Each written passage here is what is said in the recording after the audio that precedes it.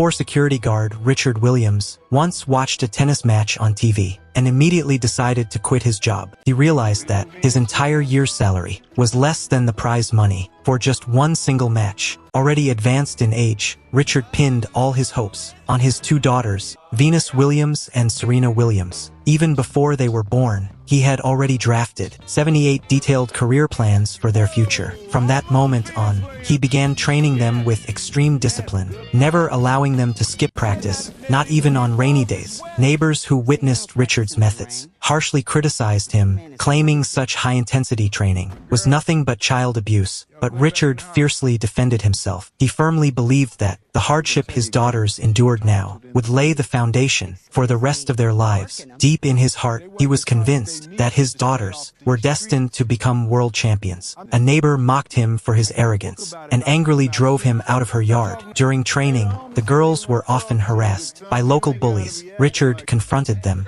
and warned them to stay away from his daughters, but instead, he was brutally beaten. For the safety of Venus and Serena, Richard chose to endure the pain in silence. On the way home, the girls asked their father if he was okay. Richard replied, "I've lived like this since I was a child. No one ever helped me. I had no father to protect me. No one has ever respected Richard Williams." The girls remembered those words and quietly made a promise to change their family's fate. Richard insisted they go to bed by 10 p.m. every night to maintain a strict routine. Tennis was an expensive sport, and the family was already struggling financially. So during the day, Richard worked as a coach. At night, he took on a second job, working the night shift, just to make ends meet. To secure professional training for his daughters, he took them to tennis courts all across the city. Richard repeatedly approached famous coaches, hoping someone would train Venus and Serena for free, but no one was willing to invest time in two girls with no formal experience. After countless rejections, one coach finally agreed to give the sisters a chance to prove themselves.